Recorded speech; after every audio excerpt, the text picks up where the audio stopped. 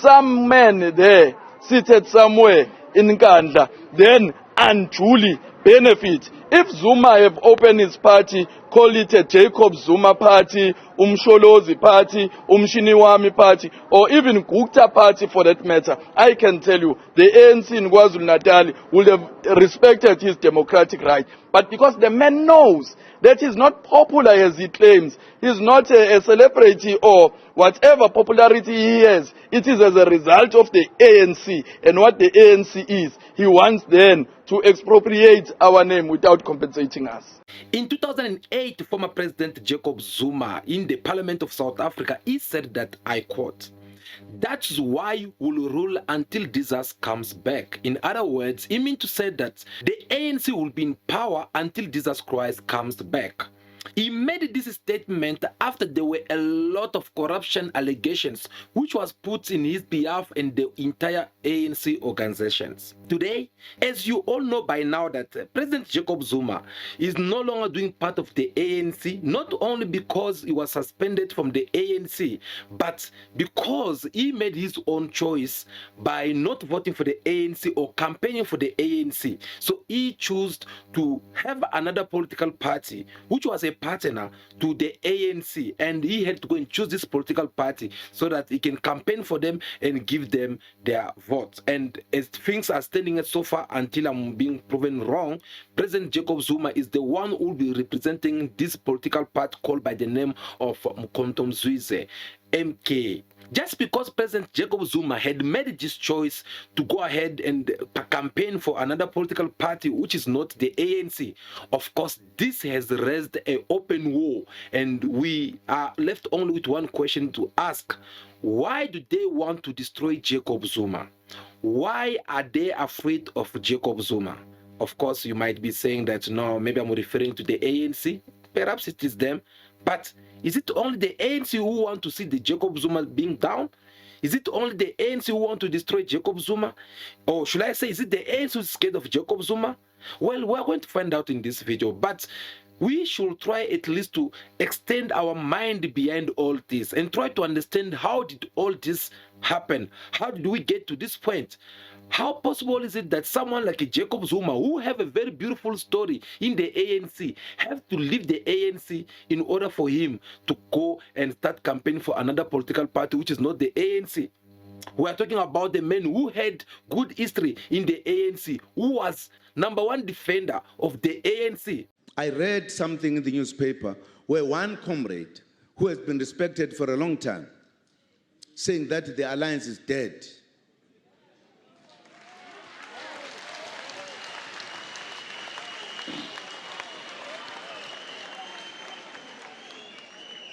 People are exposing themselves that they are politically bankrupt. They are now sitting at home. They are now sitting at home, lonely. They left the ANC on their own. They were not chased out. They thought it is nice out there. It's cold out there. They now are beginning to throw stones in the ANC.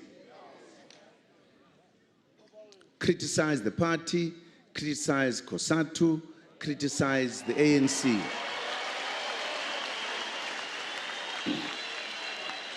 And these comrades were part of the leadership. Some of them were Secretary General. Some of them. You can only say if the ANC is weak, they weakened it when they were the leadership of the ANC. Why now they have wisdom and everything when they are sitting out there? When they were here, we did not see that wisdom. Others are pastors. They must go and preach in the church and leave politics. If abazazi politics. We are not going to keep quiet forever. Because if we are out of the ANC, for whatever reasons, keep quiet. Listening to the words of former President Jacob Zuma in this footage that I just played for you, you will understand that the man he was not only an ANC member, but he was the ANC actually, because he was able to defend the ANC legacy by all means, by trying to stand against those who are trying to criticize the ANC, even though he was aware of what was going on wrong things in the ANC, but he was always been there to defend the ANC government, and he did so. So looking at it very well, you'll understand that Jacob Zuma actually is not kind of a person who can betray the ANC. Now, this left us with one question in mind. Is it the ANC that have betrayed Jacob Zuma, or is it Zuma that have betrayed the ANC? You see what the former President Zuma is doing, we never imagined that could happen, because we never thought that he would leave the ANC, some of us. We thought that he's part of the ANC and he will not fight against the ANC as he is now doing, because now he's fighting against the ANC. He wants to kill the ANC. And we are disappointed if we thought somebody would want to use it for, other ends, like it's been used by former President Zuma now. We are disappointed and shattered. Those are people who are disappointed in Jacob Zuma because he made this move. But we need to understand very well, how did we get here? What happened for Jacob Zuma to get to this point? That is the capital question we need to understand. Because Jacob Zuma, we all know that was the president of South Africa. And all of a sudden, we woke up one day, we saw Jacob Zuma was inside the court. How did things get to that level?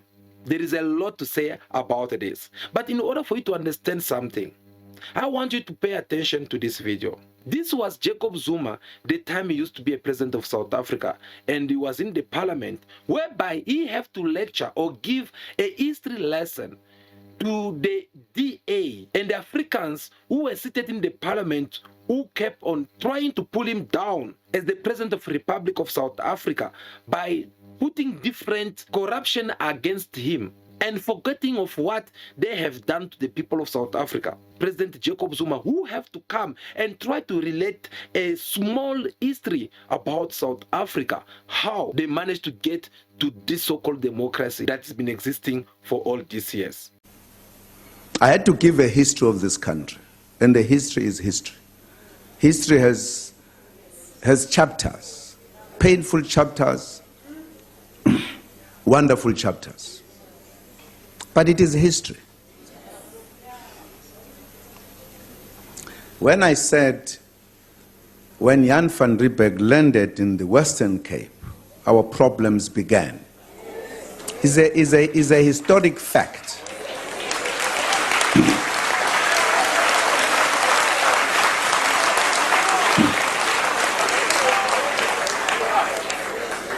Now, I always avoid giving the details of the history, but it's not necessary.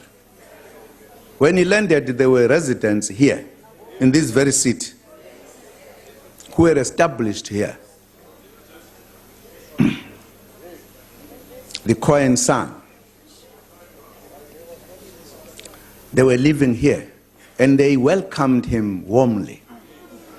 And he established himself. They were together. Somewhere, somehow, a tension began. And there were wars that were fought. They were removed here forcefully from their area. Removed. And some of them went deep into the country, north, south, east. And the wars began because after the population arriving in South Africa grew. It is written down, it's not me concocting it. There were 8 major wars that were fought in the Eastern Cape.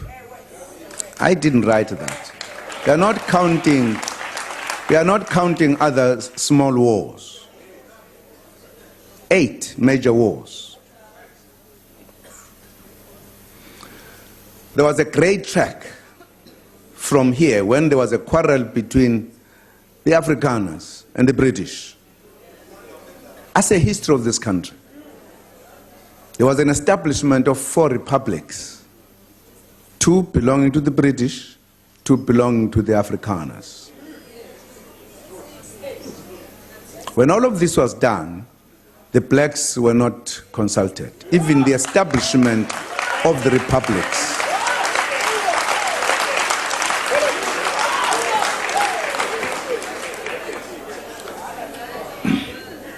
The clash between the Afrikaners and the British continued. There is no part of the country that there were no clashes. With the British, with the Afrikaners. Some are big and known, some are not known. The Zulus fought the British, and the major one was at Isandlwana. The Afrikaners fought the Zulus, and Ngombe, what you call the Brald River.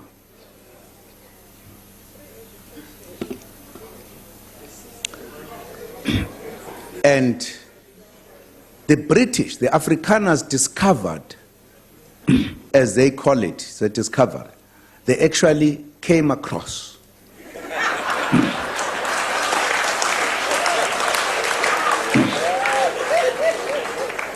mineral resources. And the British heard this, and they vowed to defeat the Afrikaners. And there was an Anglo-Boer war. I say history of this country. Very bitter war. We all participated on either side. Only now, when we are correcting history, we are calling it a South African war because we all died in that war. At the end of that war, the English-speaking and the Afrikaners met to negotiate and agreed the four republics should be combined, and took very important decisions. Where will the parliament be as part of compromises? It will be in Cape Town. Where will the administrative city, Pretoria? Where will be the judiciary? Orange Free State in Bloemfontein. And one of the decisions, when these two met, was that you will have, therefore, a union of South Africa. The government, who should be elected at all times, but the black people would not participate in that process.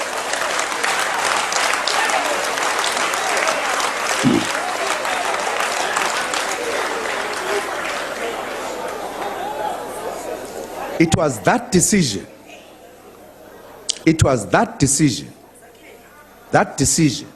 that made the black people to make a call to meet in Mangaung in Bloemfontein to discuss what we called the national calamity, that the indigenous people are not to be part of governing this country.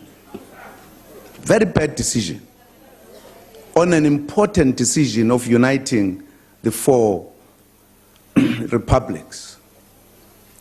It was that time that we said we are going to fight to liberate ourselves, to be part of government. To participate, you must know, because it was, this country was still under British colonialism fully. There were delegations that went to England to raise the matters.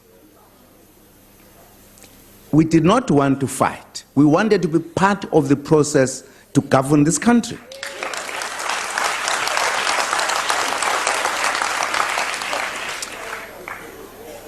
This now are the activities many years after the landing of Jan van Riebeeck, who opened the way for them to be here. They started fighting here, Eastern Cape, Free State, everywhere. There were wars.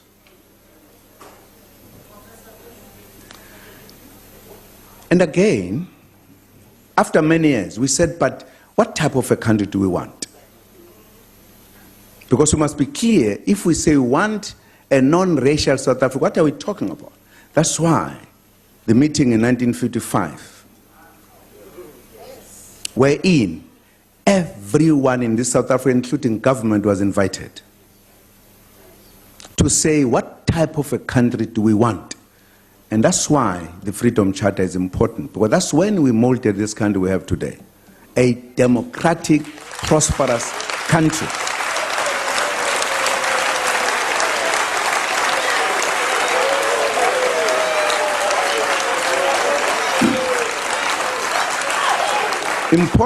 Important in that gathering is a preamble of the Freedom Charter. That is the basic policy of the ruling party, where we said, we the people of South Africa declare for all to know that South Africa belongs to all who live in it, black and white. So, after this powerful speech, or should I say, the history lesson which the former President Jacob Zuma had to give to these boys seated in the parliament, well, this have raised up the anger of the Oppenheimer and the Rupert and all these people who've been benefiting from the South Africa. They came now in their powers. They end up raising up in their numbers. They feel like, okay, they seem to be that there is someone who will be challenging our authority in this country. Someone whom, if we don't stop him right now, he will actually awaken up the whole entire generation of South Africa, whereby they will have to know what we have done as wrong things in this land. And they end up realizing that this person, if we don't stop him right now, which means the land that we are possessing today, we won't be able to have it tomorrow. Because by the time all these South African youth get to stand and understanding the true meaning of the land without compensation, then it will be too late for us. And remember, it is a taboo topic. Since a couple of years ago, they never want to talk about the land. And Jacob Zuma, he challenged them in the parliament to tell them that no, you can't just be sitting here and trying to blame me of 1, 2, 3, 4. When we all know that no, there's still some pending business which we're supposed to solve long time ago, since 1992, when Nelson Mandela came out from the prison. And you guys will never want to touch that topic. So whenever you try to talk about the land which the minority of these people have possessed in South Africa, it become like a taboo. They can even eliminate you physically, all because you are touching something that they don't want to touch. So Jacob Zuma, in this speech or history, he had to come and remind them that no, when your forefathers, your grandfathers, your fathers arrived here in this country, they found this country or this land was occupied by people. In other words, Jacob Zuma, he meant to say that there is the owners of this land, and their land was been taken by force by your forefathers. And they were even fighting over it. You heard him giving the example of a British and Afrikaners who were busy fighting because they were now having like 4 countries, 4 republics within South Africa. And just because they have to come and understand that their division was not going to bring them anywhere, because they know that they were possessing a land which does not belong to them. That is how they end up sitting one place and negotiate. And when they negotiate, that is how they end up sharing, saying that the Parliament of South Africa will be located in Cape Town, and the administrative to be located in Pretoria, and the magistrate to be located, it will be located in the Free State. So they end up sharing like that because they wanted to continue controlling a black man. And for the fact that Jacob Zuma have to do this, well, they end up making all the effort, putting all their effort together in order for them to remove Jacob Zuma in power. Since then, things were no longer easy for Jacob Zuma. There were a lot of complainings here and then, because Jacob Zuma have touched to something that no one, as the president of the ANC or the president of South Africa since 1994, have done. Nelson Mandela never touched that point. Whereas Thabo Mbeki never touched that point, including even the interim President Kgalema Motlanthe never touched that point. But for the fact that Jacob Zuma come and touch this point, well, the people went crazy.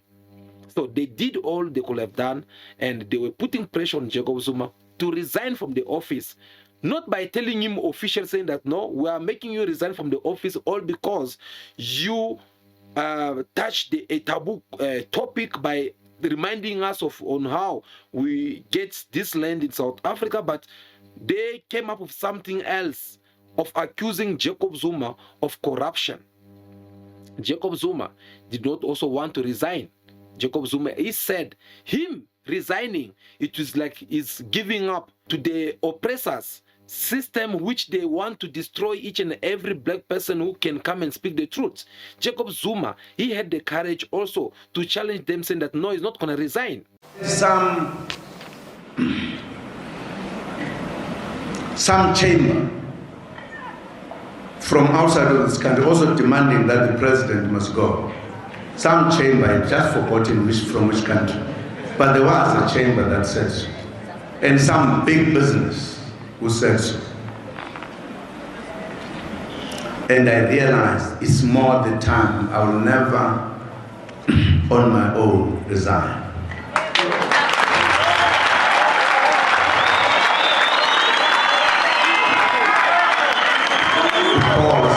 If I did so, I would be surrendering to the monopoly capital.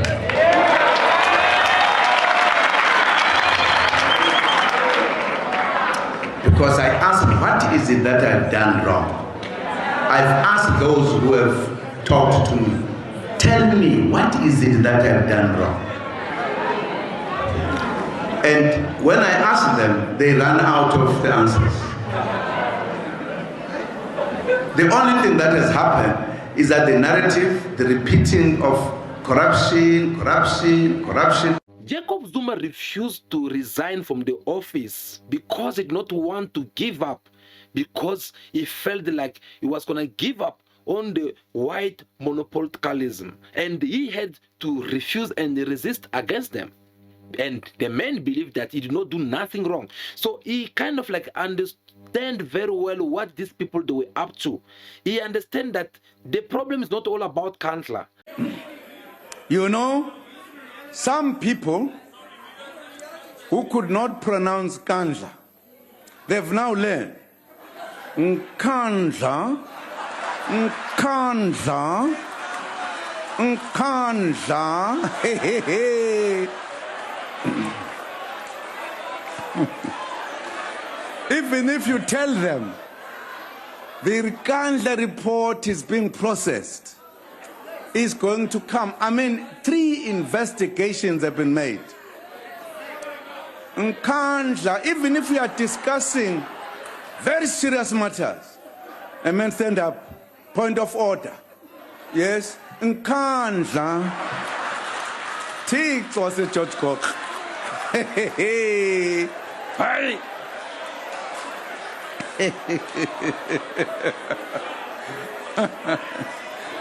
That's part of the problem. The problem is all about because he had to touch a taboo topic which these people they never want to discuss. So they were busy fighting him by all means to remove him in power, but Timmy was busy resisting.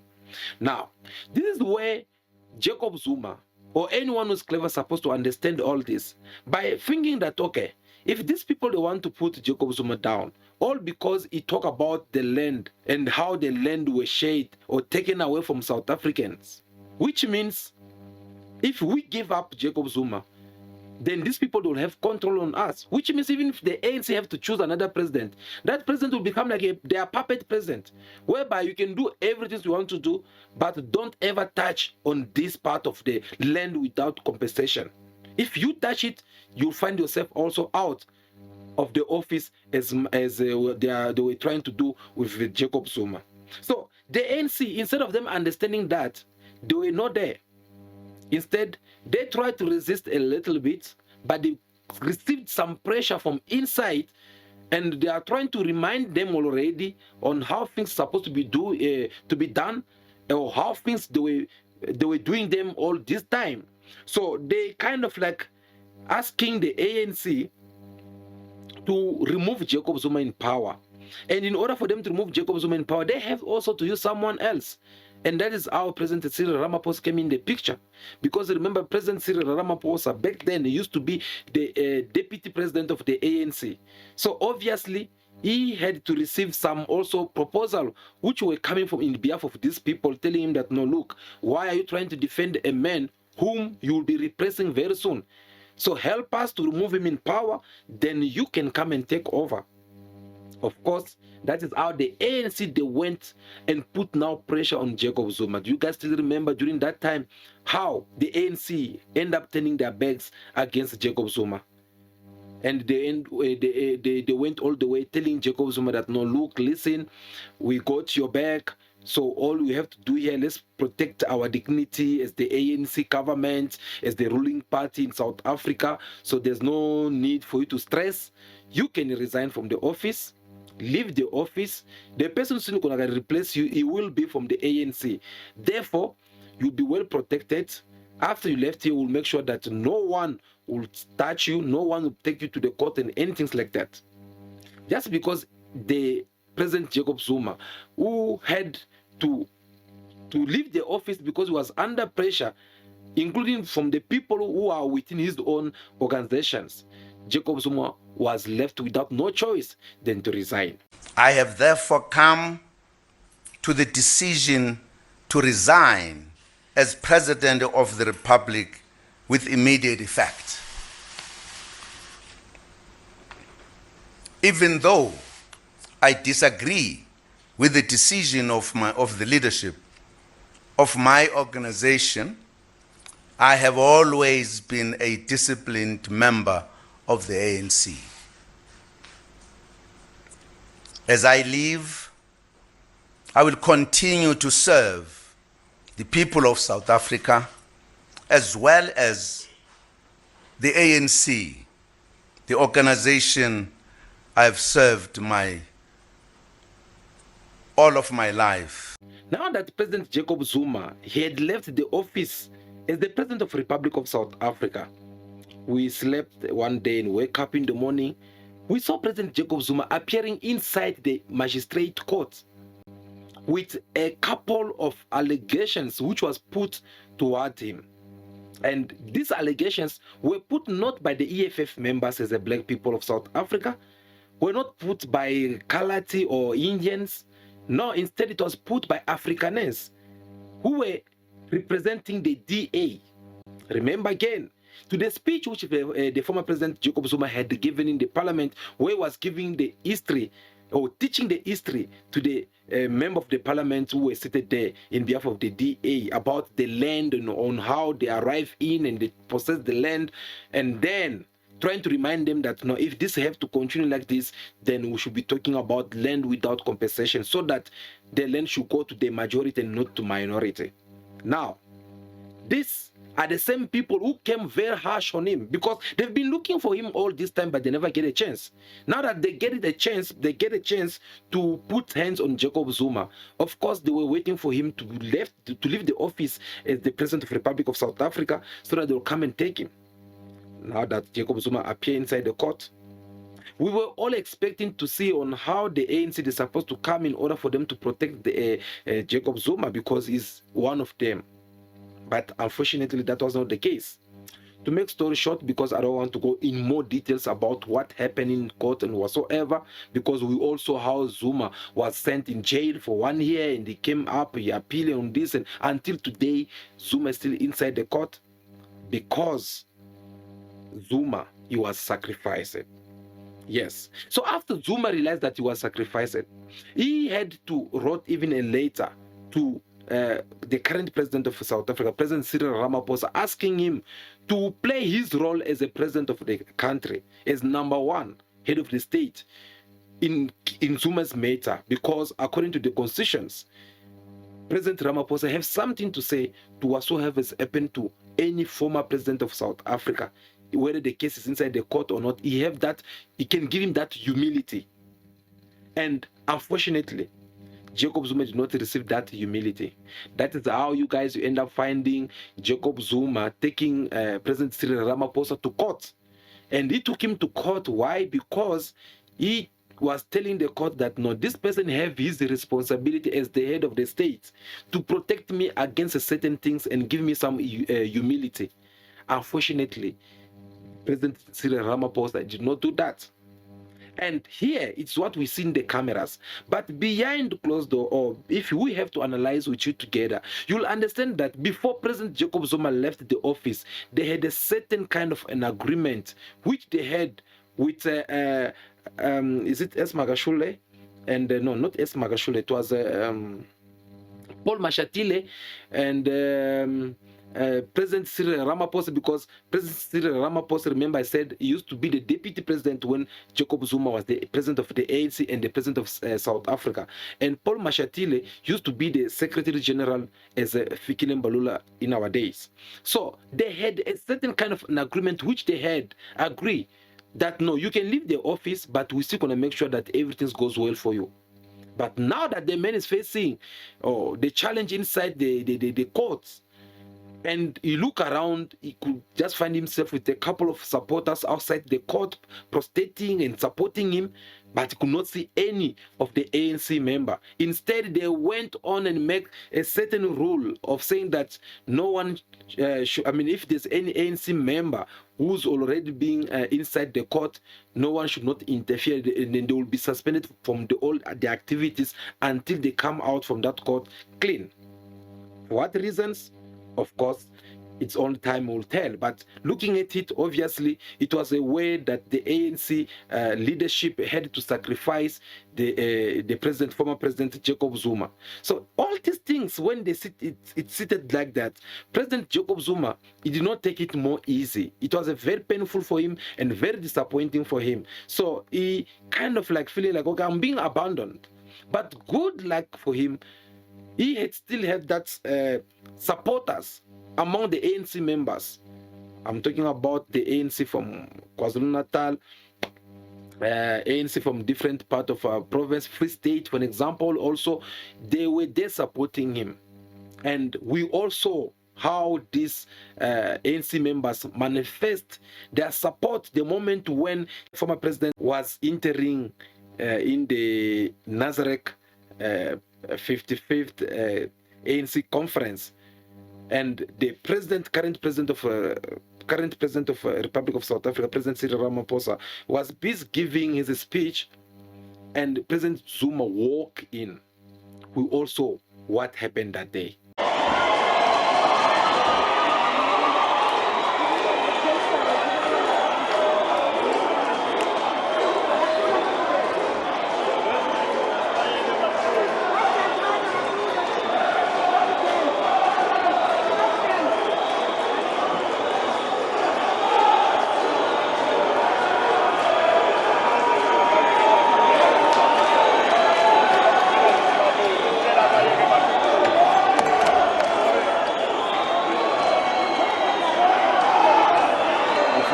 Ubayeke ababakusapota ubacule kuba banqande emsweni ngoba ngifuna ukuthi bathule bonke.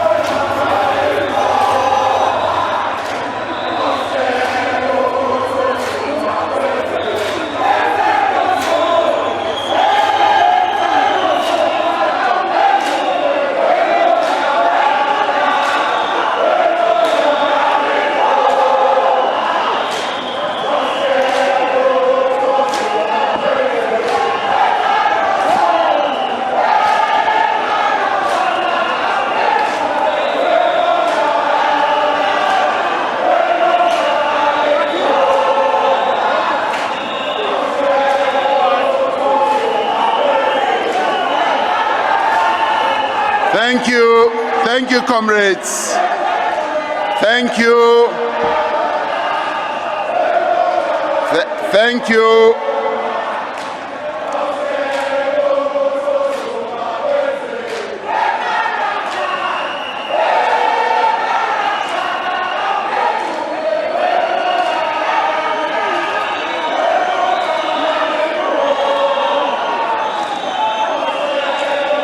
Thank you, comrades. So you can see very well on how President Cyril Ramaphosa was humiliated and embarrassed in front of all the ANC members who were gathered over there. All because former President Jacob Zuma was entering the war. And you can tell already the kind of sabotage which President Jacob Zuma had to pass over there, that you try to neglect me and abandon me inside the court without interfering or without intervening in my case, and yet you want me to acknowledge your leadership. I'm gonna show you that I still have people who trust me and people who support me. That is how President Jacob Zuma ended up entering that wall on his own time. Normally, he's supposed to be seated before President Ramaphosa get to enter inside. So you can tell already that is the time when the ANC start having serious problem. For those who've been watching us for years now, you will remember that we spoke about this and we told you that as we are going in the future, Jacob Zuma is not going to be part of the ANC. I believe maybe some of you never believe us when we said that, but we kind of like thought that this day will come soon or later, because we had analyzed for you and make you understand that the Jacob Zuma foundations with their leadership, they were all kind of being abandoned by the ANC, and at the same time they were being attacked by the ANC. So the ANC, that's the time the ANC starts separating from within themselves as members. So since then, Jacob Zuma never been activated in any political activities. He kind of like disappearing, but he was still there and kind of like observing things from far. We saw him kind of like he was not there, but until then, when he had to come and make this big announcement that changed everything around for the ANC. Zuma announced that he would back a new party, the newly formed Umkhonto weSizwe party. Zuma's daughter made the news public. She read out a statement from the former president. In 2024, I will vote for the Umkhonto weSizwe MK party. And Zuma wants his supporters to follow his lead. He says anyone who votes for the ANC is betraying South Africa. Now, the ANC has suspended Zuma from the party. It is all unraveling just a few months before South Africa goes to polls. Since Jacob Zuma had made this announcement that really shocked the ANC, well, the ANC is a ruling party or the political party which has been in power for so many years, they end up feeling like, no, we are not going to allow Jacob Zuma to come and destroy already what we have left of, because for your own information, things are no longer looking that good for the ANC as it used to be the time of Nelson Mandela, Thabo Mbeki, or Zuma, or even President Cyril Ramaphosa in the beginning of his first terms in the office. So things are the way they are sitting, they kind of like looking more ugly for the ANC. I don't want to comment much about it, but we should wait and see how the election result will come and tell whether we are right or not. But according to main analysis out there, it all showing that the ANC will drop below 50% in this coming election. Some can even go far saying that there's a possibility of the ANC losing the presidency and getting the majority in the parliament, or they can lose the majority in the parliament and have the presidency. That's something to think of. Or some they say it's even possible for them to lose everything, because there is now a lot of political parties that have been created and being registered at the IEC, and these political parties, all of them, they want to be seated inside the parliament. Just because Jacob Zuma chose to vote for another political party, which is not the ANC, well, the ANC decided to suspend him. The NEC took note of the announcement by former ANC President Jacob Zuma on 16 December 2023. He announced that he will be campaigning for another political party, and further launched a series of vitriolic attacks against the ANC and its leadership. Having detailed the transgression, Mbalula then announced the unprecedented sanction. during its ordinary meeting held from 26 to 29 January 2024, resolved to invoke Rule 25.60 of the ANC Constitution.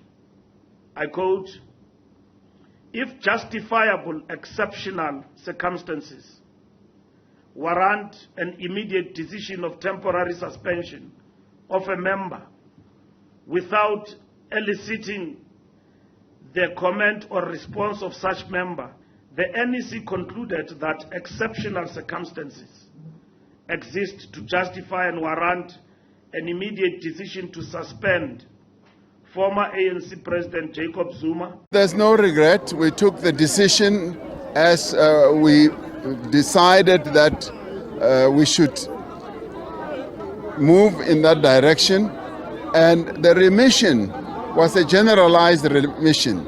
It was not specific to him. So when I took the decision, it was not specifically aimed at former President Jacob Zuma. It was a broad decision that affected many other people who needed a remission, and it was being done so that we can reduce the numbers of people in our prisons, because they are burgeoning at the seams. There are too many people in our prisons. So I don't regret that decision.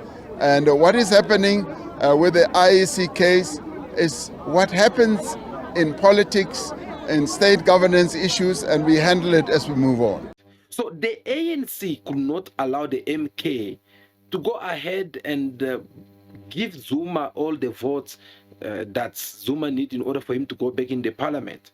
So the ANC now decided to first start using its power as a political party. Of course, that's what things looks like, because we're not gonna listen to what is being said on the TV, because we all know how these things works.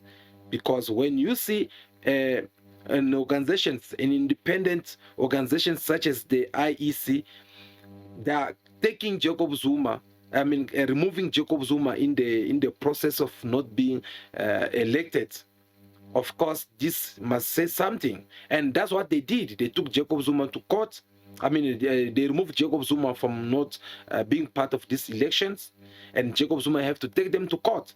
And when they went to court, they lost the court because Jacob Zuma, with his lawyers, they end up winning this court. It seems like it was a very quick sitting, and you can see celebratory scenes unfolding inside the court, because what we've learned is that the application has been dismissed. That means the breaking news at this hour is that the newly founded MK party will be able to continue using their name and their logo. No surprises there that you can see there on screen, Dalimpofu SC and the rest of their team celebrating. No, I'm over the moon. I'm happy that the ANC has been shown that they can't fight the MK. We are unstoppable. Whether they like it or not, they must just forget it.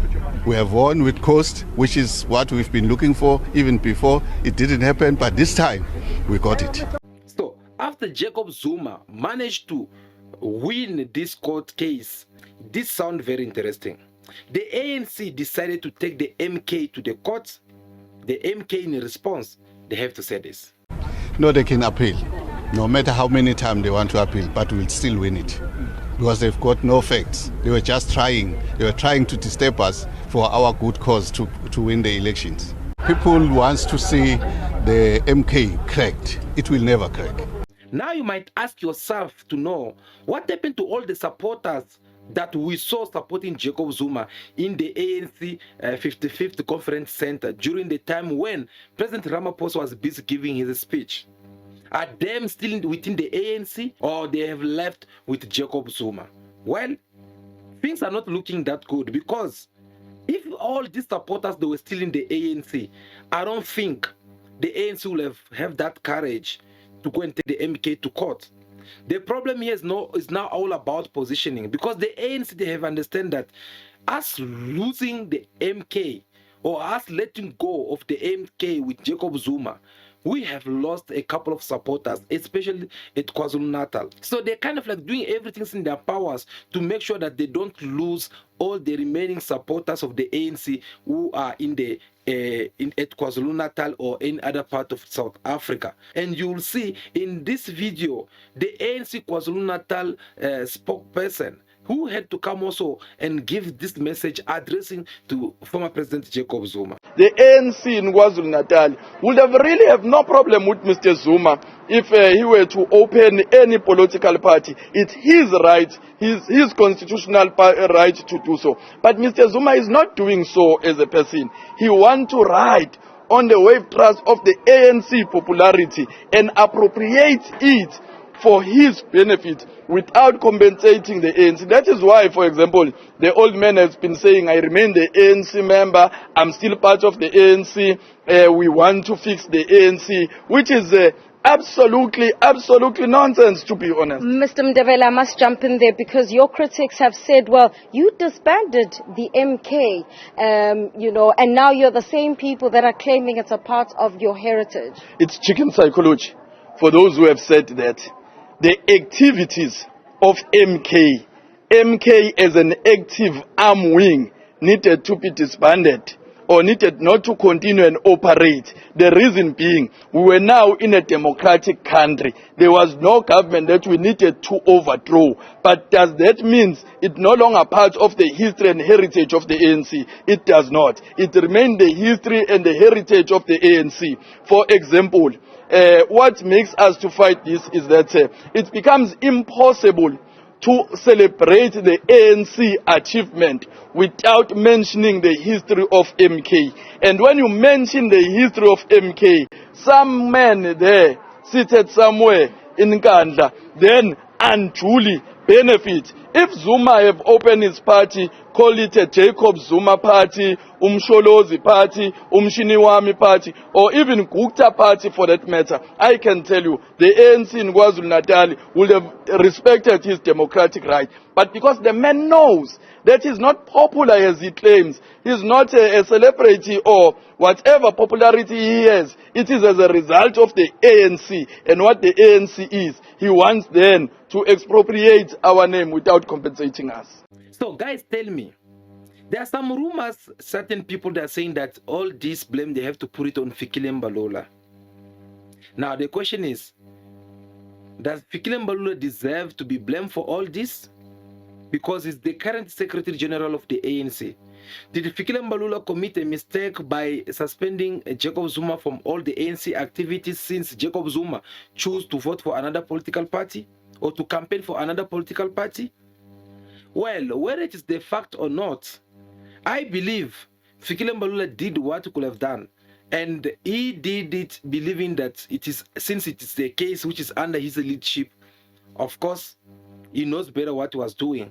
But let's hope this is not going to cause the ANC in the coming elections that will take place next month. Because if that have to happen, that if the ANC lose power, of course, Fikile Mbalula will have to pay a very high price for that, because everyone will have now to blame him for letting go many people who were, should I say, who were having a very big impact in the ANC.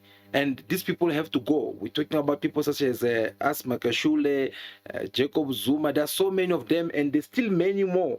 Obviously, they can be wearing ANC t-shirt, but I doubt. Now that Zuma is being part of MK, these people, they will go and vote for him.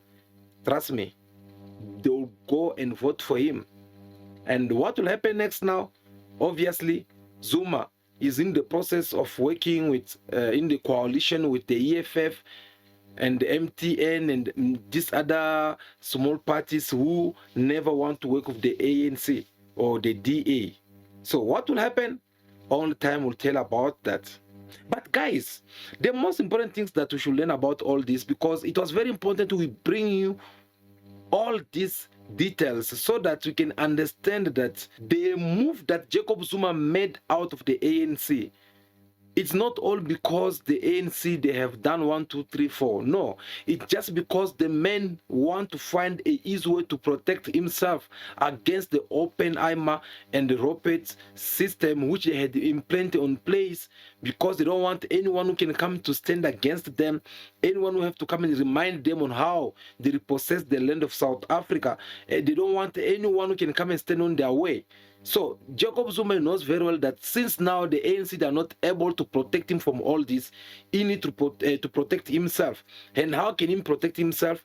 It's only by asking South African to vote for him so that they can take him back in the parliament, where he will be having some humility that will not that will help him to not be arrested or to not be pursued inside the court. And we have shown you everything in details. I believe you have seen for yourself and understand for yourself some of the footage which really makes sense to what we are seeing today. Now that you know everything, let us wait and see. As we are not politicians, we're just giving our point of view, we're just doing analysis, we're looking at the situations that happened in the past, in the present, and we try to figure out what can happen again tomorrow in the future. So that will be all for today, guys. Thank you so much for taking your time to watch this video until now. We really do appreciate your time indeed. So before you leave, make sure that you do us a favor, give us your thumbs up. We really do appreciate. Like this video in numbers so that this message can reach to more people out there, including in diaspora around the world. And also, if this is your first time to watch our video and you would like to watch more of our videos in the next time, well, it is very simple. Just make sure that you hit that subscribe button so that whenever we are here live or if you upload a video, you'll be able to join this big family of Cool Bars TV. Until I see you again, be good, be kind, have respect for everyone in order for you to be respected. May God bless you all. I'll see you again very soon. Ciao, ciao.